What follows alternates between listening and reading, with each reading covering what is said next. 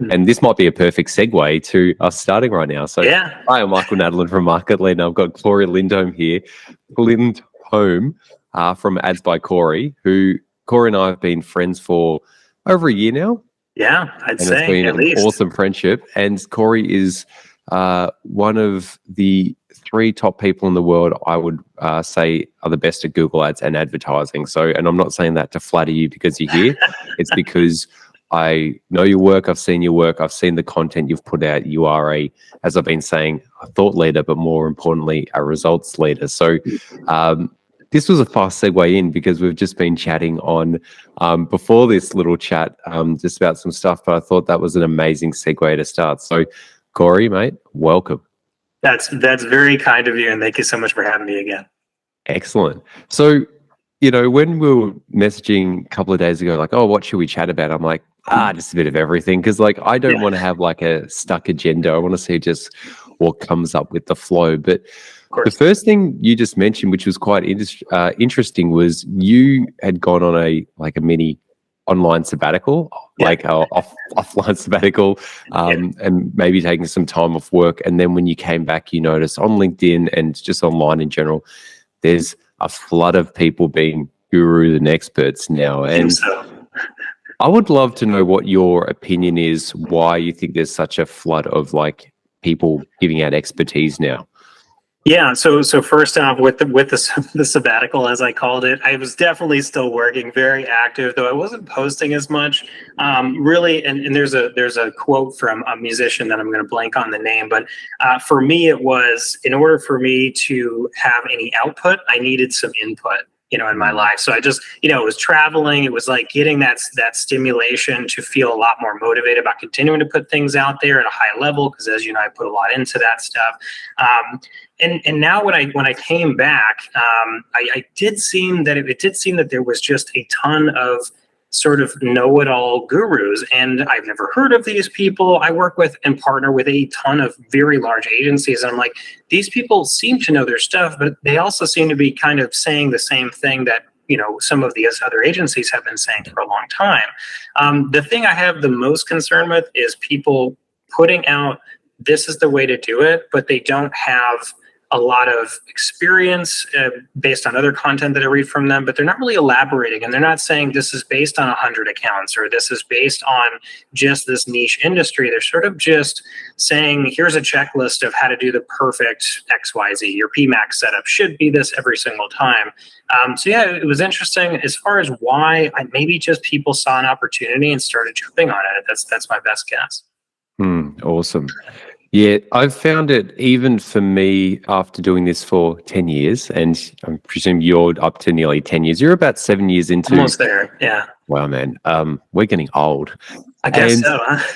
But I always look for the edge in any area of life, being it my health, mindset, like running a business and Google Ads. And that's what I've noticed recently is everyone is just rehashing.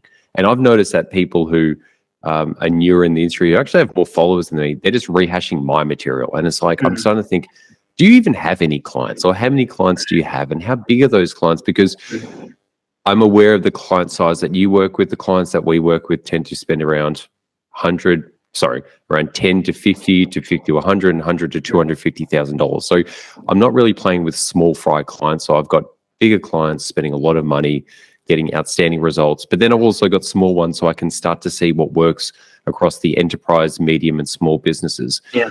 But I know a lot of these people do not have access to those bigger clients and those bigger businesses. And the challenge with those are they're just not going to give accurate information. Now, I'm not going to say to people, don't put information out there, don't be seen, but be unique. Just don't repost stuff. Like, I feel like what I've been able to have an edge is because, and similar to you, you go very in-depth with stuff. I feel like my thing is I just go to the things that just people constantly miss: conversion tracking, incorrect keywords, just landing page issues. Which is amazing. So, like, everyone's got their angle, like, in terms of like, I'm here, I'm like the 80-20 dude for Google Ads. Just do this stuff. Like, because the stuff that I see that's the biggest issue for most accounts. I've got a client at the moment spending $125,000 a month, and their account is cooked. And like the basic stuff I always say is like, I'm constantly telling them every month, you need to do this because I'm consulting for them.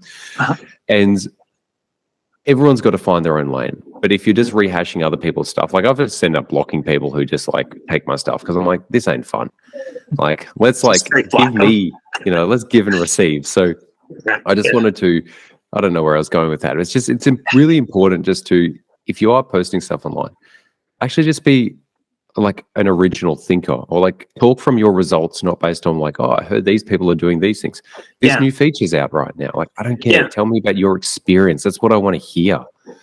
Oh, absolutely. And I couldn't agree more. I always, and I do this too, and I work with so many different, like I have a lot of partnerships with a lot of big agencies, but you'll see this, I still put disclaimers in my content. It's like, this may not work for everybody, or most of the time, or, sometimes this works, sometimes it doesn't, because I've seen so much of it to understand there really is not one size fits all for most any advice that's out there for Google Ads. Yeah. Definitely. And I always say that to prospects. I'm like, this works for some businesses some of the times, because it won't work for all businesses all of the times. And there's no magic formula, but there's always, like, with more experience, you get closer to that magic formula. You'll never be there. But I was watching one of your videos the other day.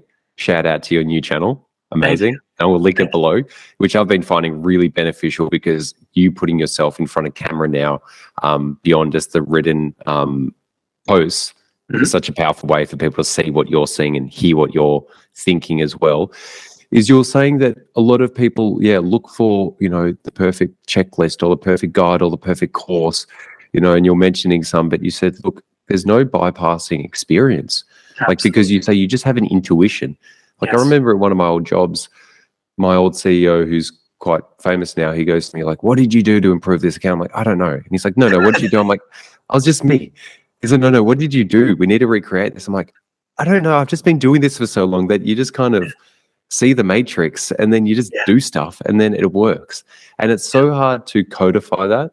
And sometimes you don't need to. Like, I don't need to always codify it, because like, I just need to make money for the clients and myself. Like, I'm not this guru online where I'm like, here's the secrets to become an expert Google Ads person, because I'm not an online trainer. But I was just wanting to know your thoughts on, learning / training versus experience. Like, what's your best approach to that?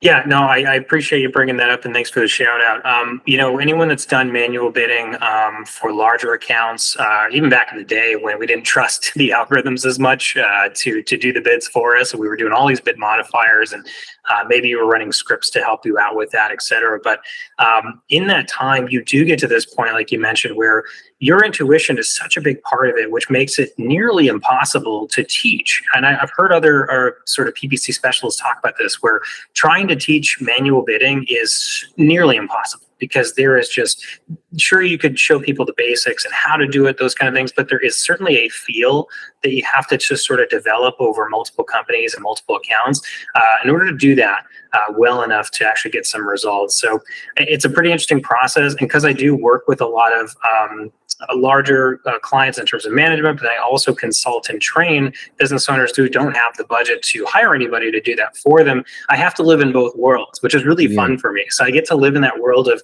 how do I explain this to a business owner who has watched 1,000 YouTube videos, and they have saved and bookmarked all of these LinkedIn posts, and they're like, which of these hacks do I apply? Like, should I do this? Should I do standard shopping now? Or should I try this bidding strategy? And it's always back to basics to start. Like, let's take a step back. Let's make sure that we're understanding the macro elements that are influencing what you're looking at. Let's make sure all the basics are correct, like you talk about with conversion tracking. Are your conversions even accurate? Are we taking into account the seasonality, your pricing strategy, your promotions, et cetera? Are we looking at the things that are going to move the needle before we start looking at the hacks? That tends to be where that conversation goes.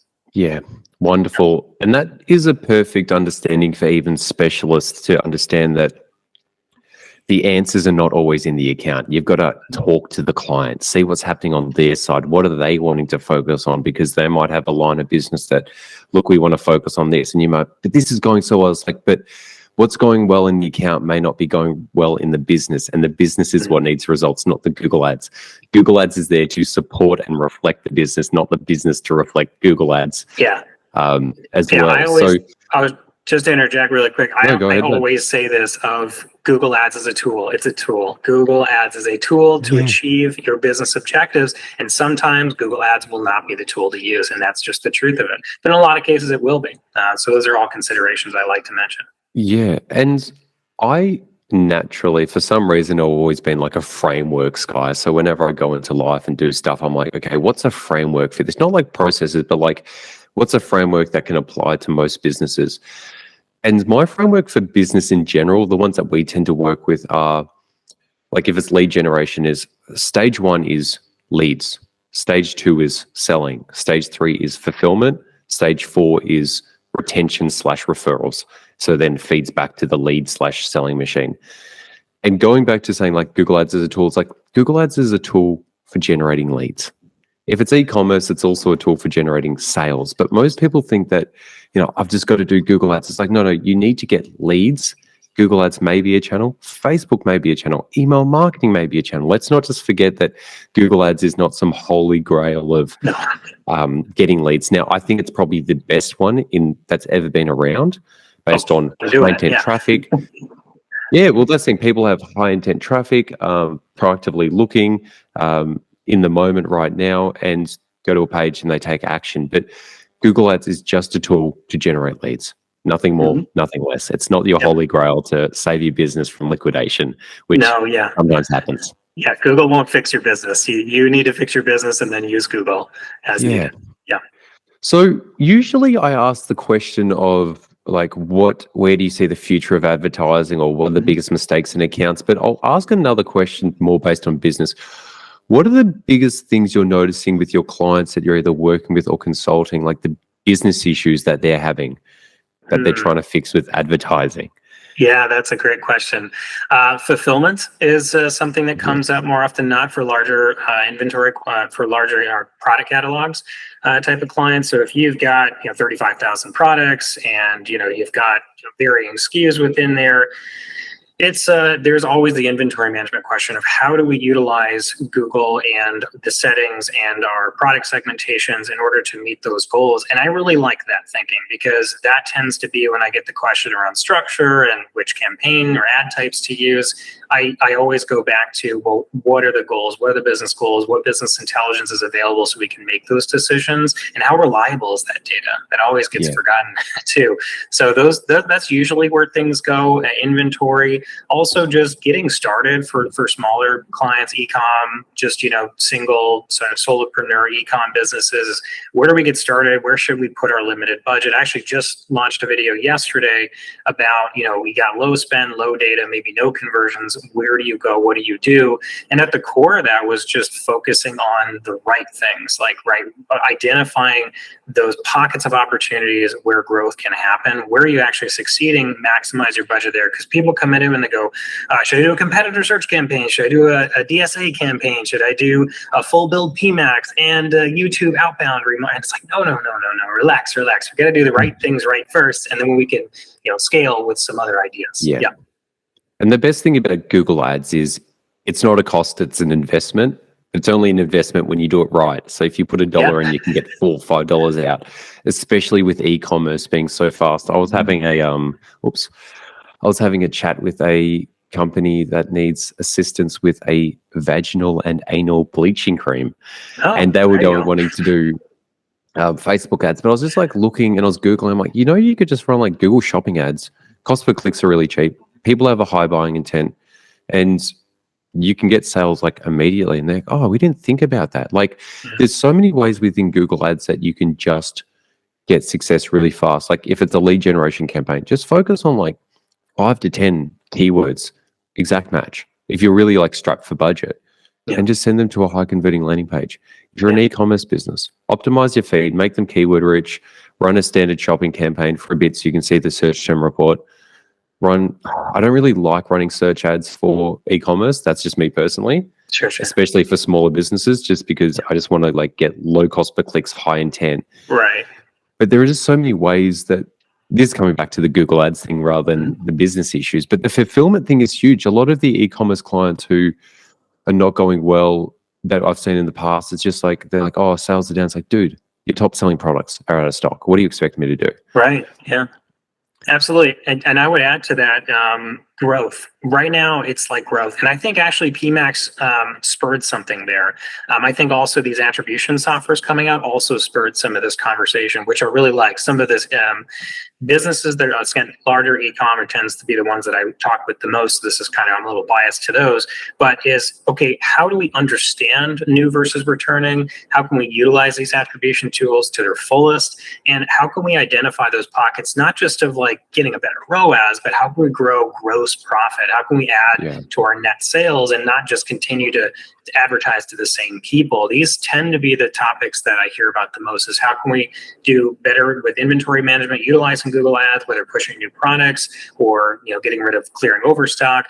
But mostly it's going to be growth oriented. How do we get some new customers using hacks or using just the basics of structuring the accounts and pushing the products that are most likely to get us the highest customer lifetime values if that's relevant for them? Wonderful. And yeah, man, that's like, there's so many things there. With your approach now, what platforms are you using for that? So you've obviously got Google Ads. Are you using Google Analytics for, or what other attribution or analytics softwares do you tend to be using?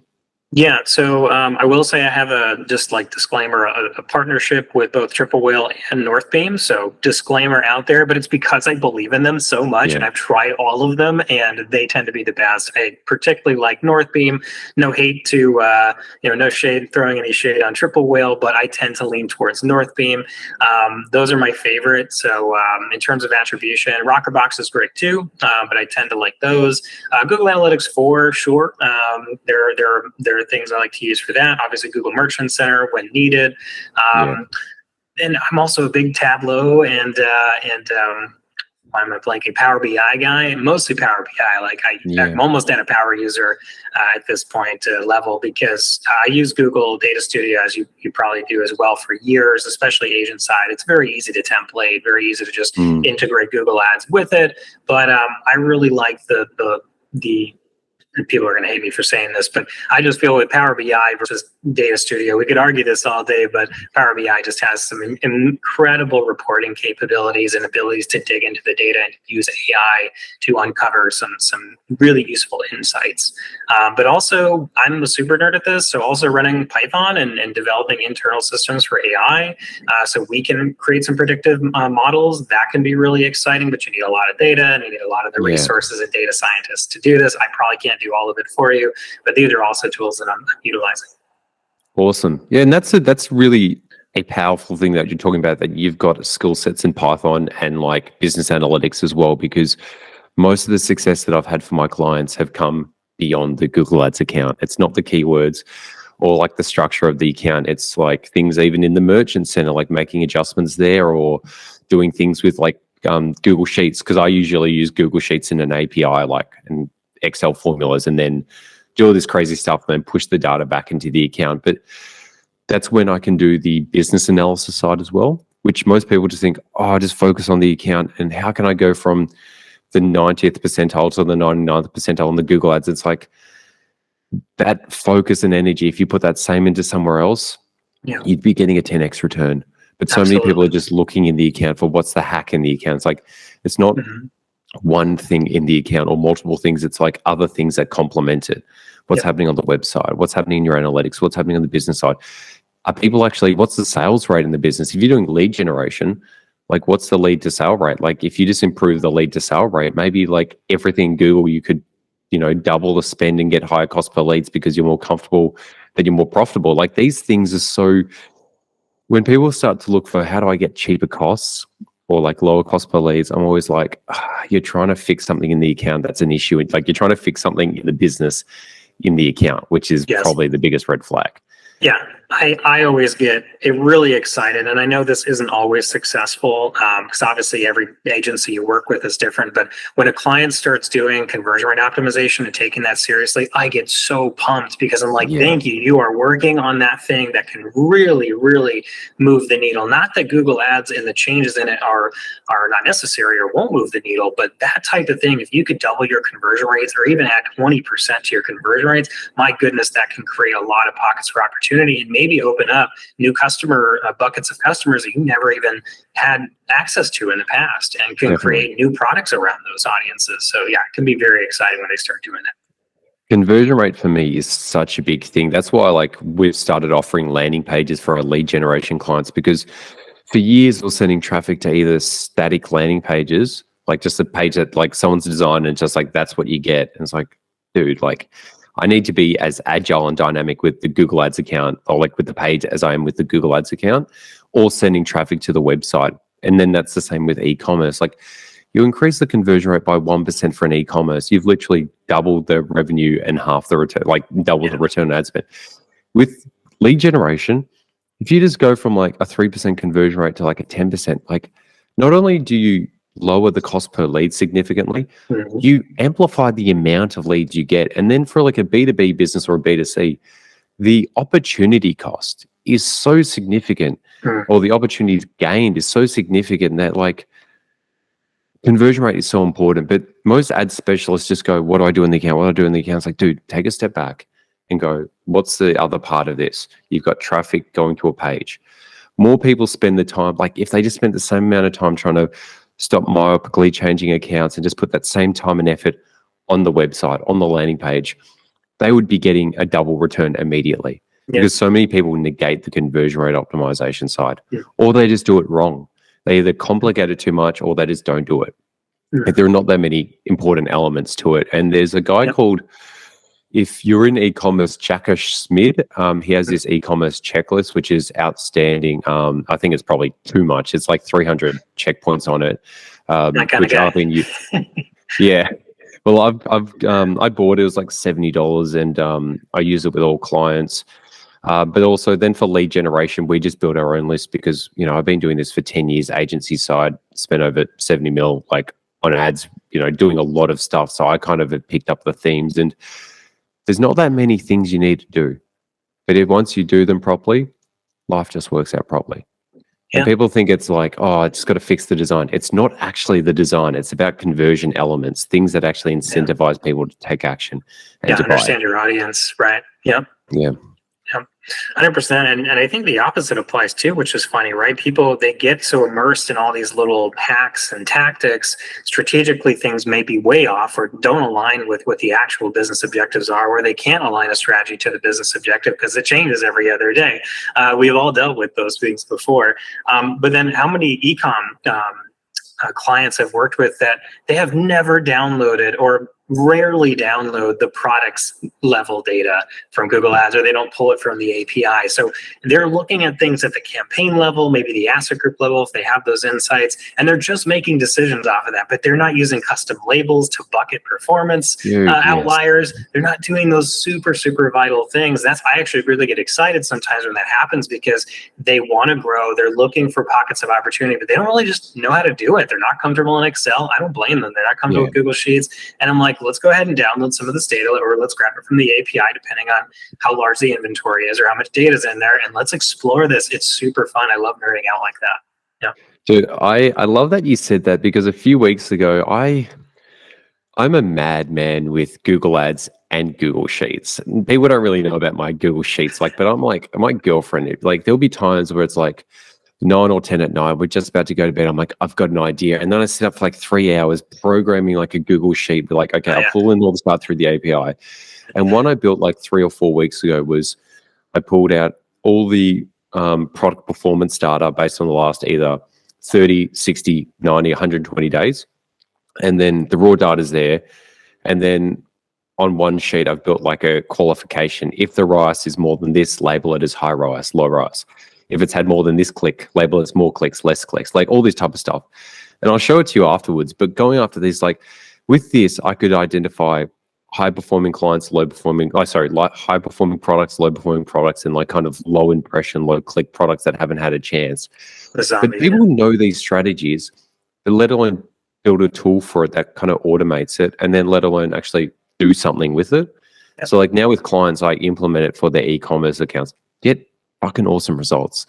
And then life's easy. But Google Sheets and like analyzing this data and looking at product performance, it's fun when you know what to do. Most people just don't know what to do with it. And the secret is, I'm going to say this, just learn Google Sheets, just learn Excel, the formulas, pull out data, and start thinking creatively. Like, Excel's a very creative process. People think it's very analytical. It's actually quite creative because you've got to go, I want to create this. And then you start reverse engineering it from there. It's like, it's fun. And that's what keeps me up for hours at night when I probably should be sleeping. So you're hearing that, folks? The real secret weapon is data analytics and data analysis. That's the real secret no one wants to tell you. Yeah, it is. It really is. I would actually say it's relationships / consulting plus data analytics plus like expertise in the channel. So many people just think expertise in the channel is it. It's like, no, you've got to have the data analysis, which is kind of like business data analysis. But then also you've got to have relationships and like with clients, because then you can ultimately link all these things together. There's nothing worse than doing amazing work and then not being able to communicate to clients, or they don't get it, or they don't like you. Right, that's true. Yep, 100%.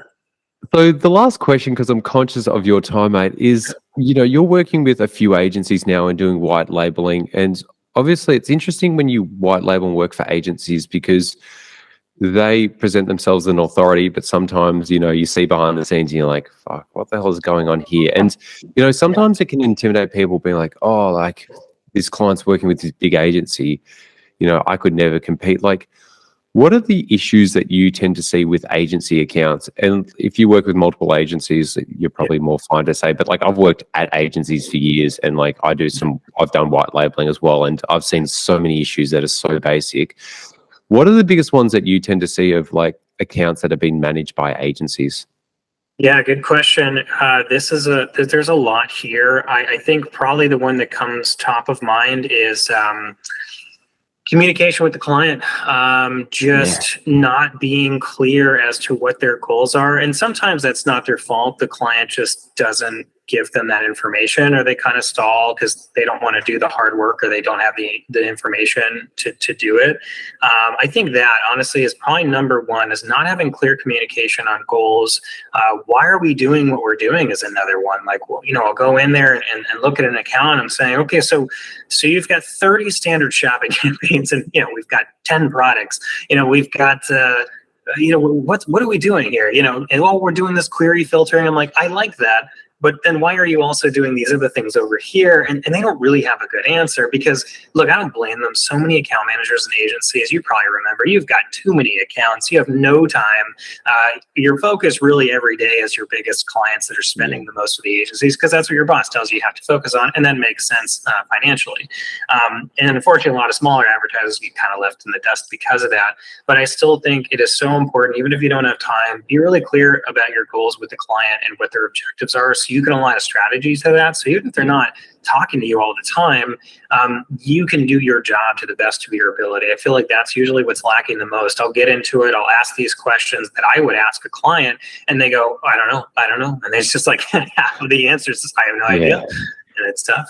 That having a real clear goal. I have a client who, at the moment, where I asked him the question like 3 times over email and just never responded. I'm like, mate, can you just this? And for him, it was just too overwhelming, because it's just like life. You ask someone, what do you want of your life? They don't know. Yeah. But in business, like, you need to have outcomes, because how do we know that when we're winning or losing, or winning or when we're on the way? Like, and with a lot of accounts, you will see a lot of mess in them, but there's a lot of mess because they're just doing everything, hoping for something to happen. But there's the old, Tony Robbins has this thing called OPA, like outcome, purpose, action. And it's like, first, like, know your outcome, your very specific goal, because everyone's like, I need to do 30 things today. But it's like, for those 30 things, what's the actual outcome you want from it? It's like, oh, I just want to do like to achieve this one goal. It's like, well, maybe there's like 2 things you do to achieve that thing. And it's the same with Google Ads. If it's like, look, I want to be making 50 grand in e-commerce sales this month. It's like, cool, we don't need 30 shopping campaigns and 10 segmented PMAX. Let's just do this one thing to get that goal. Because so many people go like, what are all the things I can do, rather than what's my outcome, and then what's probably the most simple 80-20 approach to get that as well. Yeah. And that communication part is so important. Working agency side, I saw the biggest issues were a lot of account managers. Now, I've worked at 3 agencies where account managers were like a client liaison person rather than like the person running the account. The person running the account was either called the specialist or the campaign manager. The strategist or something. Yeah, strategist. Yeah. So the big thing I've noticed with agencies is the person who's the intermediary between the specialist and the client, it's like a V, like knowledge, no knowledge, and it dips down and it's always going through a filter. So the lack of ability for people to, like the client, to communicate directly with the specialist, even though sometimes specialists are not the most client-facing people. Yeah. That's why most businesses want to work with consultants now. Like the enterprise clients we work with, like they came to me because they wanted to work with me, not like an agency, even though I run an agency. Yeah. And it's the same with you. They want to go to the direct source because they don't want to get caught in the mumbo jumbo of someone who's just like, I don't know, being a glorified secretary at sometimes. Sure. And that's a big thing, is like expertise being lost along the journey when if you just go directly to the source, you can have the direct experience as well. 100%. And it's funny, when I first started in an agency forever ago, it feels like this was something we added to our department over time, was the sort of client liaison. And I thought it was, me and everybody on my team thought it was a great idea. We're like, yeah, man, because we were dealing with a lot of lower budget clients, and those clients sometimes, not always, don't have enough business to stay busy. So they start looking up every little Google Ads thing, and then they're like checking in with you every single day. And so we loved that cushion to just have somebody as an intermediary. But as budgets grow, as more data is available, I feel it's so important, and I've sort of changed my mind about this over the years, to have that direct line of communication with the client, as long as, again, the data allows for that relationship where checking in often makes sense because we have significant sample sizes to really talk about, like insights we can really do something with. That's really important. So yeah, I get it. I get why agencies have those. I think for lower spend or lower data clients, more importantly, that makes more sense. I think the larger the budget, maybe it seems ironic to some agencies, but I think that's where it's necessary to have a direct line of communication with who's running your account. Because, and honestly, as the person running the account, I want to ask the client questions. I want to check in with them. I want to bug them sometimes and say, hey, what are you seeing on the front lines? Definitely. And it's so vital. I remember even in one meeting, I worked with a big enterprise client, and I was on the meetings with an account manager or like a client liaison person. And after I finished up working there, they just go, the best thing about working with you is like within like 5 minutes we'd get an answer versus having to wait like weeks to get an answer via email, this person going back and forth. Like they can just get the answer fast. Right. And sometimes it's as simple as that, being just like timely. It's not that they're asking super complicated questions that are super technical. It's like they can just get the answer now, and then that establishes a better relationship of trust. Yes. So I think there's many ways, and I think agencies, it's a tough gig if you're running an agency because the margins are lean, like turnover's high, like client turnover and staff turnover. So like I'm not here to bash it, but no. Ultimately, coming back to serving the business and serving the client, is you want people to have the best experience, and the best experience is them getting the result, them having a relationship, them having peace of mind that when they ask a question, it's answered timely, at a higher quality, and life's good. Exactly, 100%. Awesome, mate. Well, look, we've been on this chat for, I'm not even sure how long. There's no little timer, but I just want to say thank you so much for your time, Cory. I'll put all your details below. You've got your new YouTube channel, you've got your LinkedIn. You've got yourself out there, so I'll put in the content below. Was there any last minute things you wanted to say, mate? No. I thank you so much for having me. This is always a pleasure speaking with you, and looking forward to our next convo. Awesome. Thanks, mate. Have a wonderful day. All right, you too. Take care.